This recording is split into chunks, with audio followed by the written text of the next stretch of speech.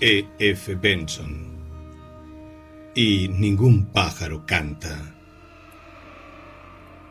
Las chimeneas rojas de la casa a la que me dirigía eran visibles desde el exterior de la estación en la que me había apeado, y según me dijo el chofer, la distancia no llegaba a un paseo de 2 kilómetros si se tomaba un sendero por entre los campos. Iba en línea recta hasta llegar a la linde de un bosque que pertenecía a mi anfitrión y por encima del cual se veían las chimeneas. Encontraría una puerta en la valla que rodeaba el bosque, desde la que salía un camino que lo atravesaba y desembocaba cerca del jardín.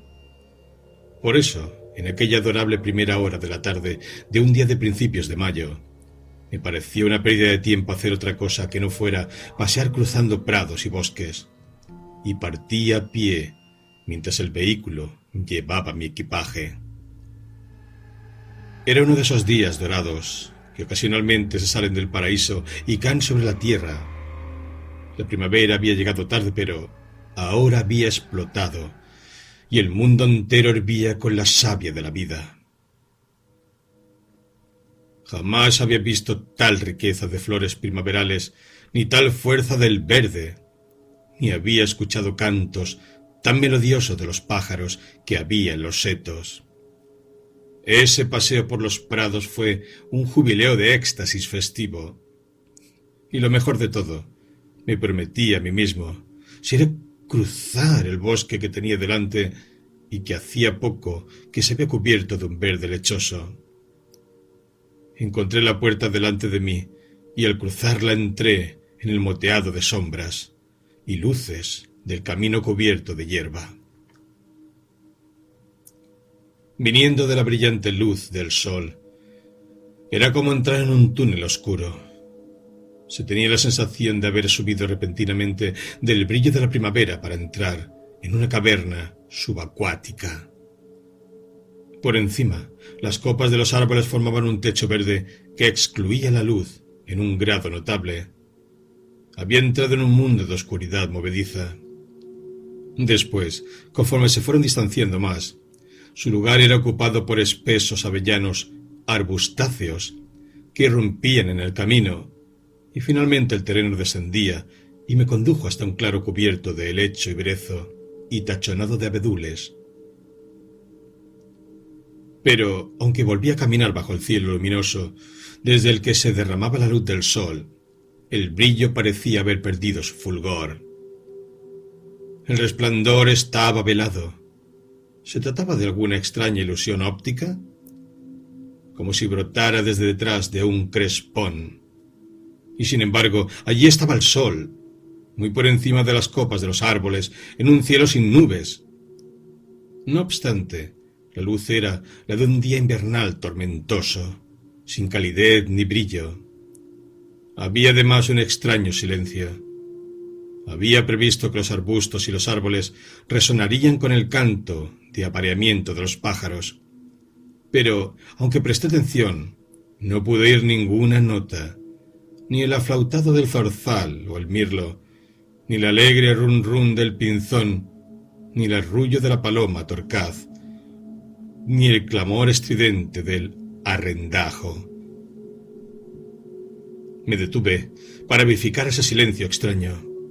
No había ninguna duda.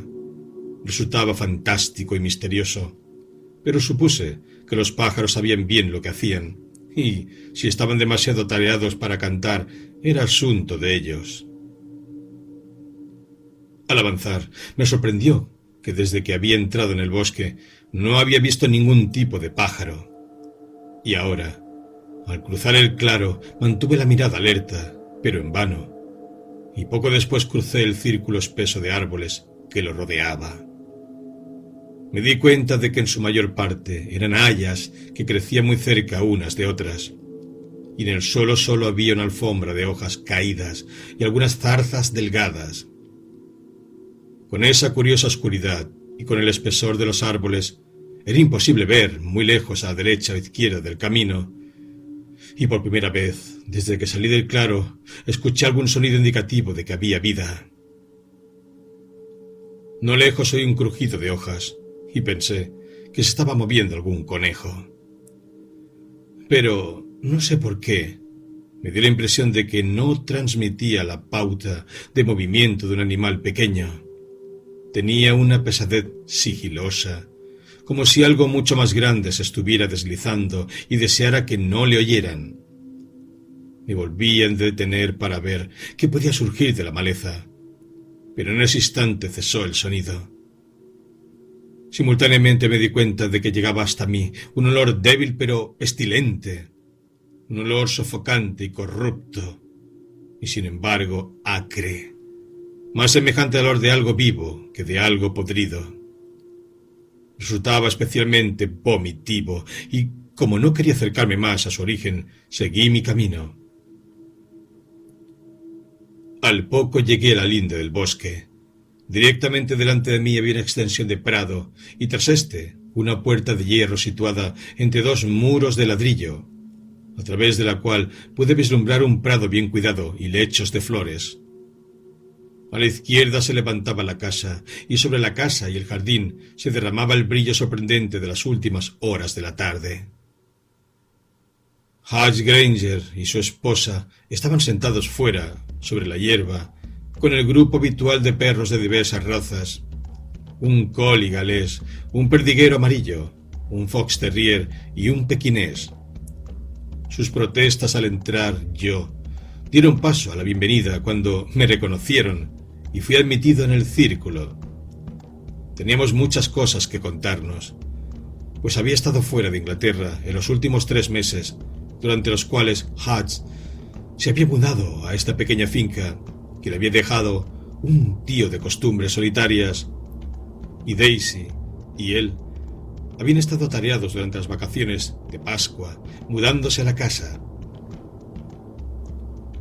Se trataba ciertamente de una herencia muy atractiva. La casa que me estaban enseñando en ese momento era una deliciosa pequeña mansión de la época de la reina Ana, y su situación junto a la estribación de la cordillera de Surrey, recubierta de brezo, era soberbia. Tomábamos el té en un pequeño salón entablado que daba al jardín, y al poco tiempo los temas generales fueron reduciéndose a los del día y el momento. Daisy me preguntó si había llegado caminando desde la estación. ¿Lo había hecho a través del bosque o siguiendo el camino que lo rodeaba? Planteada así, la cuestión resultaba bastante trivial. No había en su voz indicio alguno de que le importaba en absoluto el camino por el que yo había llegado. Pero me pareció evidente que no solo ella sino también Hutch prestaron una atención intensa a mi respuesta. Él acababa de encender una cerilla para el cigarrillo, pero la mantuvo en alto hasta que oyó la respuesta. Cierto, había cruzado el bosque, pero, aunque hubiera tenido en él algunas impresiones extrañas, me pareció ridículo mencionarlas. No podía decir seriamente que la luz del sol era de muy mala calidad, y que en un punto de mi travesía había olido algo horrible. Había cruzado el bosque, eso era lo único que tenía que decirles. Hacía muchos años que conocía a mis anfitriones, y entonces, cuando pensé que solo podía ofrecer de las experiencias que allí había tenido un material puramente imaginario, observé que intercambiaron una rápida mirada que pude interpretar con facilidad. Cada uno de ellos miró al otro con expresión de alivio. Tal como deduje de las miradas, se decían que en todo caso yo no había encontrado nada inusual en el bosque y se sentían complacidos de ello. Pero entonces, antes de que se hubiera producido una verdadera pausa en mi respuesta de que había cruzado el bosque, recordé la extraña ausencia de pájaros y sus cantos. Me pareció una observación inocente de historia natural que pensé podría mencionar. Me sorprendió algo extraño, empecé a decir, y al instante vi que la atención de ambos volvía a clavarse en mí. No vi un solo pájaro ni escuché a ninguno desde que entré en el bosque hasta que salí de él. También yo había observado eso, dijo Hutch, encendiendo el cigarrillo. Y resulta bastante notable. Se trata ciertamente de un bosque antiguo y cabría pensar que los pájaros habrían anidado en él desde época inmemorial. Pero lo mismo que tú, No he visto ni oído ninguno en él, y tampoco he visto un conejo. Creo oír uno que esta tarde, añadí yo. Se movió algo entre las hojas de haya caídas en el suelo. ¿Lo viste?, preguntó él. Recordé entonces que había decidido que el ruido no era el de un conejo. No lo vi, y quizás no fuera un conejo. Recuerdo que sonaba como si fuera algo más grande. De nuevo Hatch y su esposa cruzaron una mirada inequívoca, y ella se levantó. «Debo irme», dijo. «El correo sale a las 7, y he pasado toda la mañana sin hacer nada. ¿Qué vais a hacer vosotros?» «Algo al aire libre, por favor», dije yo. «Quisiera conocer la propiedad». Hatch y yo salimos a pasear con la cohorte de perros. La finca era realmente atractiva. Al otro lado del jardín había un pequeño lago con un juncal del que brotaban múltiples trinos y unos márgenes cubiertos de matas por los que al llegar nosotros se alejaron velozmente fochas y pollas de agua. En el extremo se elevaba un montículo cubierto de brezo y lleno de madrigueras de conejo, que los perros olfatearon con placenteras expectativas, y allí nos quedamos sentados un rato, observando el bosque que cubría el resto de la finca. Incluso entonces, bajo el destello del sol cercano a su puesta, parecía hallarse en sombras, mientras el resto de la vista reflejaba el brillo, pues ni una sola nube moteaba el cielo y los rayos envolvían el mundo de un esplendor carmesí. El bosque, en cambio, estaba gris y oscurecido.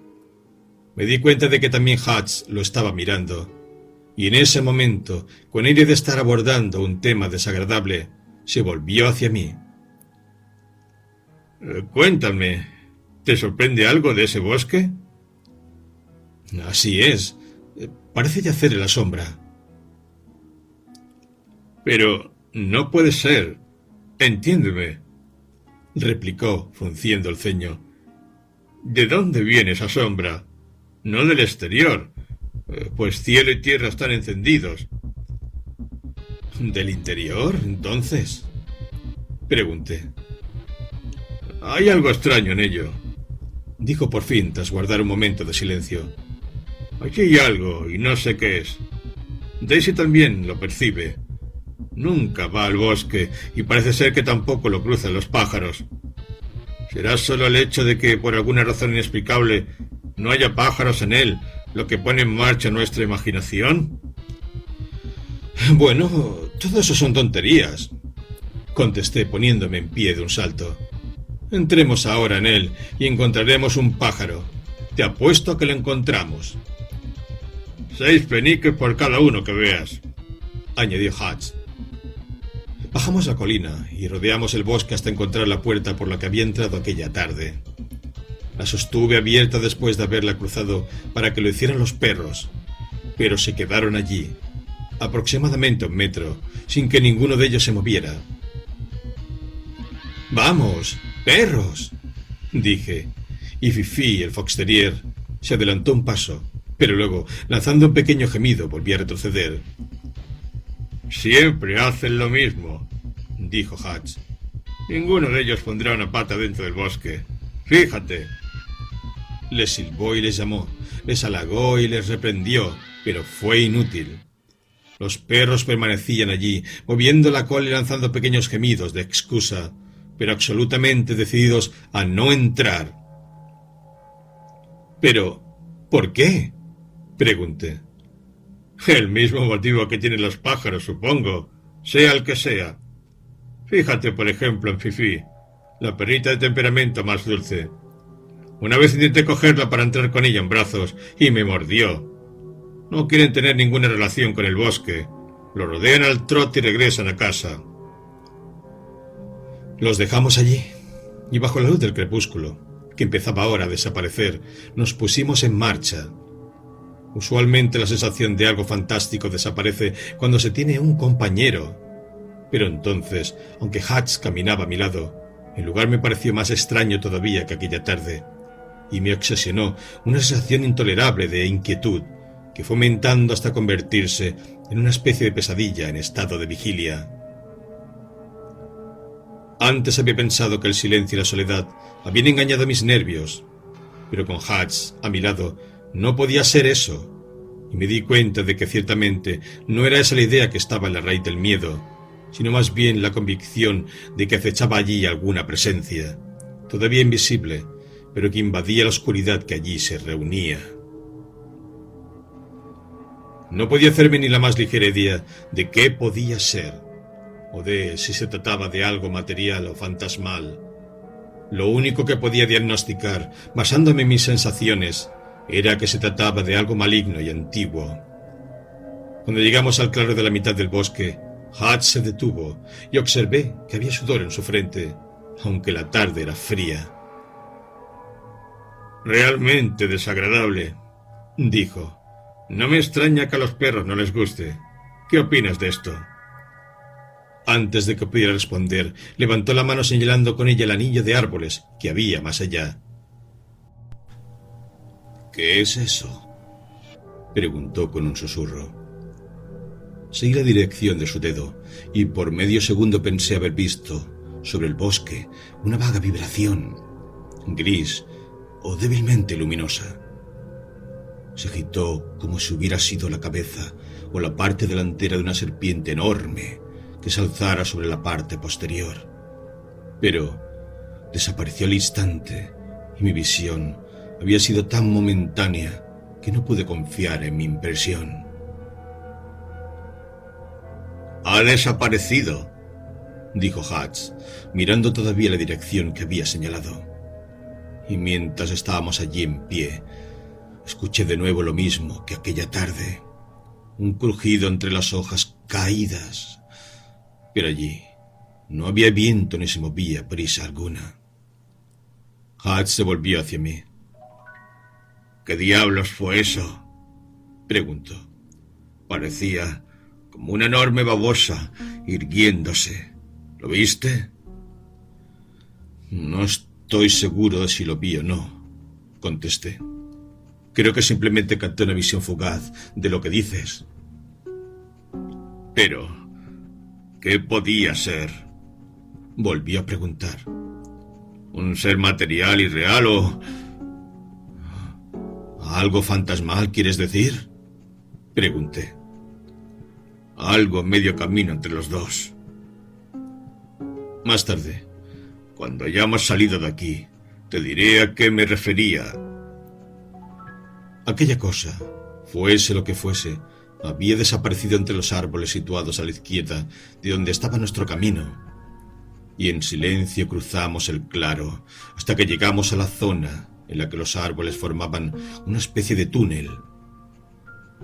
Sinceramente, odiaba y temía pensar en sumergirnos en esa oscuridad, con la conciencia de que no lejos de allí había algo de la naturaleza acerca de lo cual yo no podía ni siquiera tener la más débil conjetura, pero que no me cabía duda que era lo que llenaba el bosque con un terror innombrable. ¿Era algo material? ¿Algo fantasmal? ¿O...? Y entonces comenzó a formarse en mi mente un atisbo de lo que Hutch quería decir. ¿Un ser que estaba en la línea fronteriza entre ambas cosas? De todas las posibilidades siniestras, esa parecía la más aterradora. Cuando volvimos a entrar en los árboles, percibí de nuevo ese hedor vivo y sin embargo corrupto, que ya había olido antes, pero que resultaba ahora mucho más poderoso. Y apresuramos el paso, sofocados por el olor que, me daba cuenta ahora, no era el de la putrefacción de la decadencia, sino la sustancia viva de aquello que se arrastraba y se erguía en la oscuridad del bosque en el que ningún pájaro buscaría abrigo. En algún lugar entre aquellos árboles acechaba aquel ser reptiliano que desafiaba toda capacidad de credibilidad y, sin embargo, obligaba a ella. Un bendito alivio salir del oscuro túnel hacia el aire sano del claro y la luz de la tarde.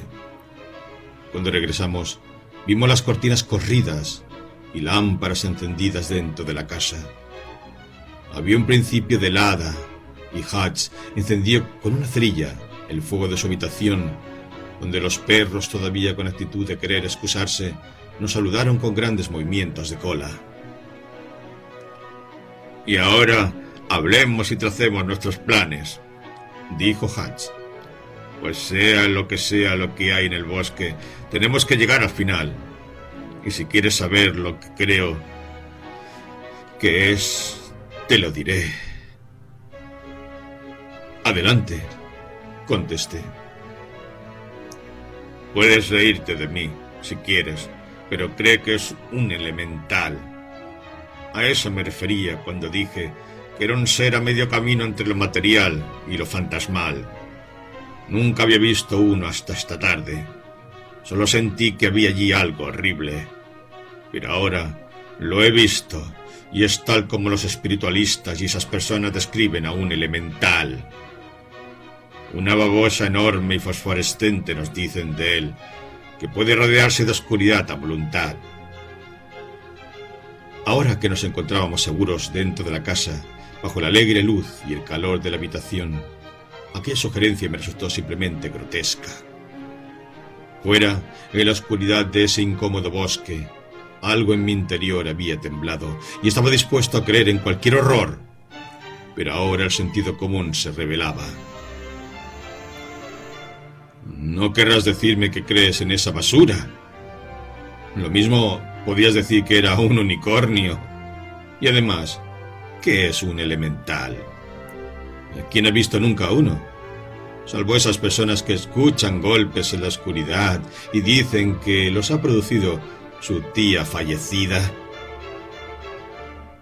«Entonces, ¿qué es?» «Pensaría que sobre todo son nuestros nervios», contesté.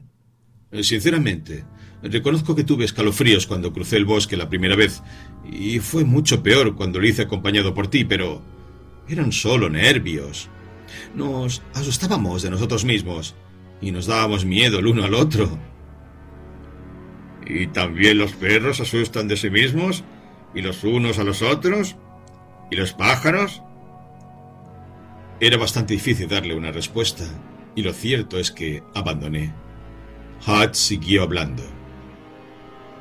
«Bueno, solo por el momento supongamos que alguna cosa, no nosotros mismos, nos asustó a nosotros, a los perros y los pájaros, y que vimos algo semejante a una babosa enorme y fosforescente. No le daré el nombre de elemental. Si pones objeciones a eso, lo llamaré eso. Además, hay otra cosa que explicaría la existencia de eso». «¿A qué te refieres?» «Bueno, se supone que eso es alguna encarnación del mal. Es una forma corpórea del diablo. No solo es espiritual. Es material en la medida en que puede ser visto, en forma corporal y oído, y también, tal como observaste, olido, y, que Dios no lo permita, tocado. Entonces se mantendrá vivo alimentándose. Y eso explica quizás la razón de que todos los días, desde que estoy aquí, he encontrado en el montículo hasta media docena de conejos muertos». «Armiños y comadrejas», dije. No son armiños ni comadrejas. Los armiños matan su presa y se la comen. A esos conejos no los habían comido, los habían bebido». «¿Qué demonios quieres decir?», pregunté. «Examiné a varios. Solo tenían un pequeño agujero en la garganta y les habían chupado la sangre. Quedaba solo la piel y los huesos, y una especie de amasijo gris de fibra como la fibra de una naranja que ya ha sido succionada. Además, había sobre ellos un olor horrible. ¿Y aquello que vislumbraste se parecía a un armiño o una comadreja?». Se detuvo cuando oímos el tirador de la puerta. «Ni una palabra, Daisy. dijo Hatch cuando está dentro. —¿Os oí llegar? —dijo ella. —¿Dónde estuvisteis? —Por la finca —contesté yo—, y regresamos por el bosque. Es extraño. No vimos ni un solo pájaro, aunque en parte puede explicarse por qué estaba oscuro. Vi que sus ojos buscaban los de Hatch, pero no encontró allí ninguna comunicación. Imagino que estaba planeando algún ataque a eso al día siguiente y no deseaba que ella se enterara de lo que estaba tramando. —El bosque no es muy popular —dijo él—. Ahí no van ni los pájaros, ni los perros, ni Daisy. Debo añadir que también yo comparto esa sensación, pero tras vencer el terror de su oscuridad, he roto el hechizo. —¿Estaba todo tranquilo, no? —preguntó ella. Tranquilo no sería la palabra exacta. Podíamos haber oído a 1 kilómetro de distancia la caída de la aguja más pequeña. Esa noche, después de que ella se acostara, hablamos de nuestros planes. La historia de Hatch sobre los conejos succionados era bastante horrible, y aunque no existiera una conexión cierta entre esos cuerpos vacíos de animales y lo que habíamos visto, parecía razonable que existiera dicha relación. Pero en cualquier caso, tal como señaló Hatch, lo que podía alimentarse de ese modo no carecía, evidentemente, de un aspecto material. Los fantasmas no cenaban, y si aquello era material, era vulnerable.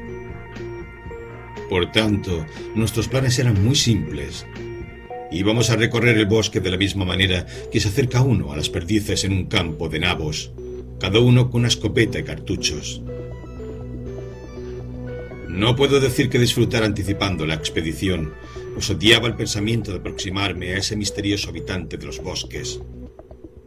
Pero sí producía una cierta excitación suficiente para mantenerme despierto mucho tiempo y para producirme, cuando me dormí, sueños vívidos y terribles. No se cumplió en la mañana la promesa del claro atardecer.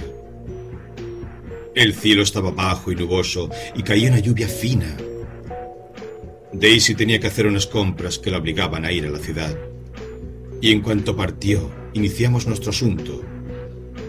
El perdiguero amarillo, loco de alegría al ver las escopetas, vino dando saltos con nosotros a través del jardín. Pero, en cuanto entramos en el bosque, regresó cabizbajo a la casa. El bosque tiene una forma aproximadamente circular, con un diámetro de 1 kilómetro. Tal como dije, en el centro había un claro de unos 500 metros de diámetro, rodeado por el anillo de árboles gruesos, y después por un bosquecillo de unos 200 metros de anchura.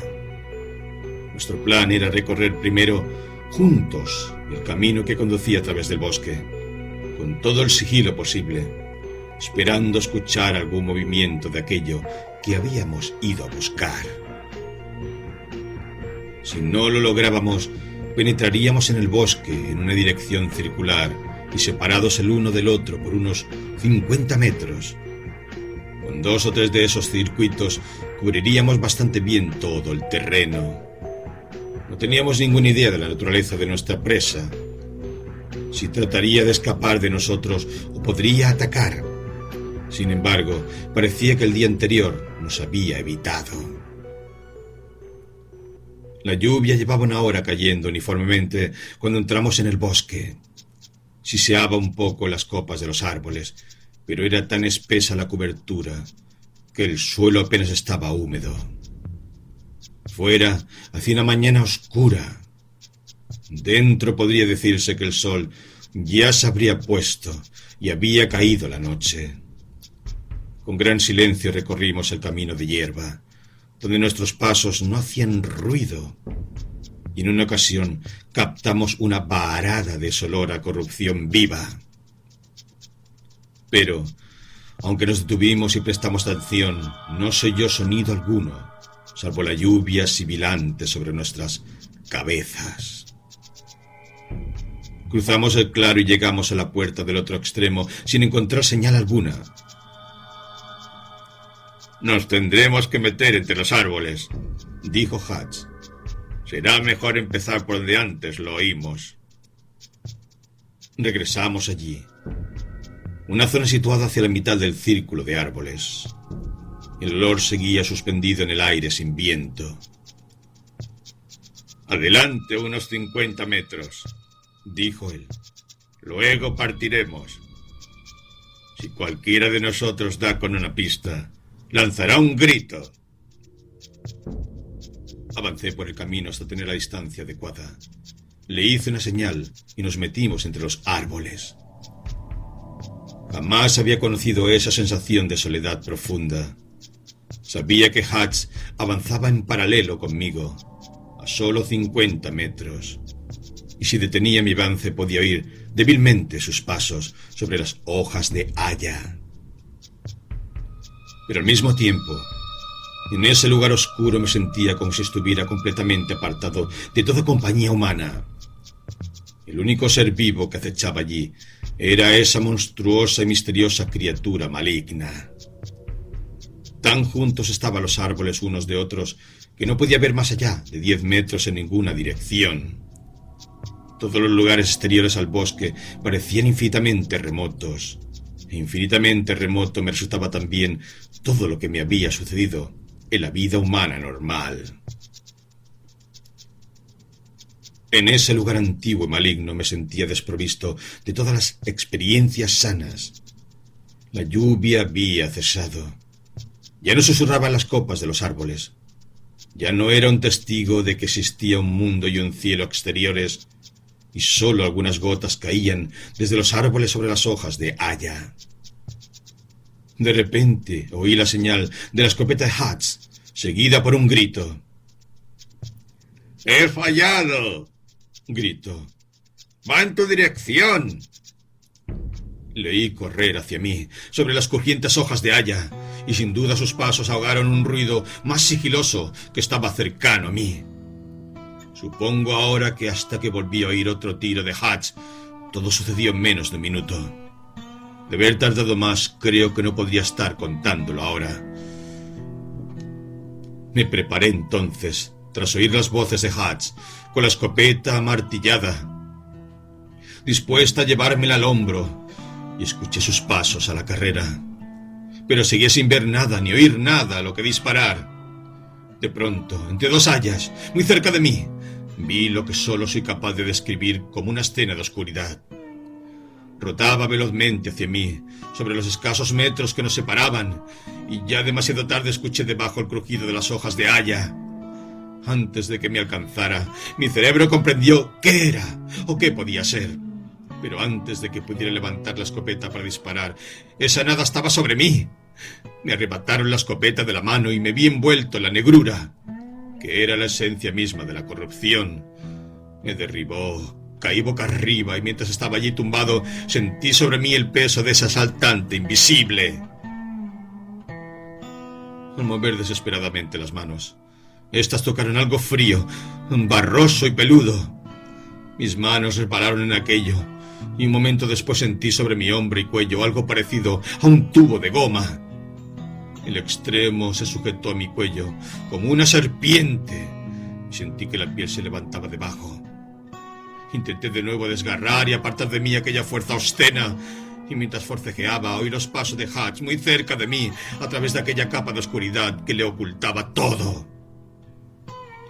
Como tenía la boca libre, grité: ¡Aquí! ¡Aquí! ¡Cerca de ti! ¡Donde está más oscuro! Sentí sus manos sobre las mías, y que esa fuerza añadida separaba de mi cuello lo que estaba succionando. Que tenía enrollado con fuerza sobre las piernas y el pecho se sacudió, forcejeó y se relajó. Fuera lo que nuestras 4 manos sujetaban, se escabulló y vi a Hatch de pie junto a mí. A 1 o 2 metros, desapareciendo entre los troncos de haya, estaba esa negrura que había caído sobre mí. Hatch levantó la escopeta y le disparó su segundo cartucho.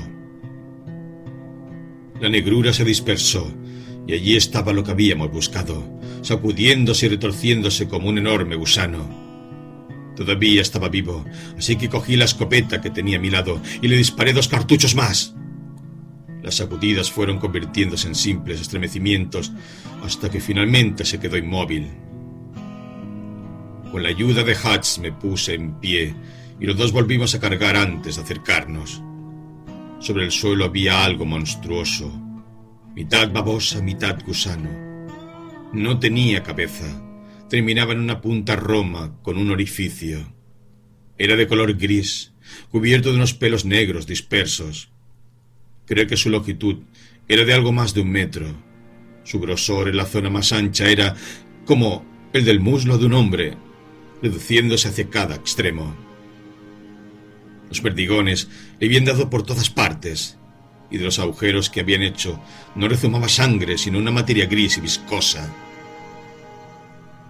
Mientras estábamos allí, en pie, se inició un rápido proceso de desintegración y decadencia. Fue perdiendo el perfil, se fundió, se licuó, y 1 minuto después estábamos observando una masa de hojas de haya manchadas y coaguladas. Rápidamente el licor de la corrupción desapareció, y no quedó a nuestros pies rastro alguno de lo que allí había habido. Desapareció el poderoso hedor, y brotó entonces el dulce aroma de la tierra húmeda de primavera. Y desde arriba entró el fulgor de un rayo de sol que traspasaba las nubes. Entonces, unos ruidos repentinos entre las hojas muertas hicieron que el corazón se me sobresaltara de nuevo, y amartillé la escopeta. Pero solo era el perdiguero amarillo de Hatch, que se había unido a nosotros. Nos miramos el uno al otro. ¿No estás herido?, preguntó él. Ni una pizca, contesté manteniendo alta la barbilla. No tengo la piel abierta, ¿verdad? No, solo una marca redonda y rojiza. Dios mío, ¿qué era eso? ¿Qué sucedió? Primero habla tú, respondí, y empieza por el principio. Di con él de pronto. Yacía enroscada como un perro durmiendo detrás de una gran haya. Antes de que pudiera disparar, partió la dirección en la que sabía que estabas tú. Le disparé un cartucho entre los árboles, pero debí fallar. Pues oí los crujidos que se alejaban. Te grité y corrí tras él. Había un círculo de oscuridad absoluta en el suelo, y tu voz salía del centro. No podía verte en absoluto, pero al meter mis manos en esa negrura me encontré con las tuyas. También toqué algo más. Regresamos a casa, y ya habíamos guardado las escopetas antes de que Daisy regresara de sus compras. También nos habíamos frotado, cepillado y lavado.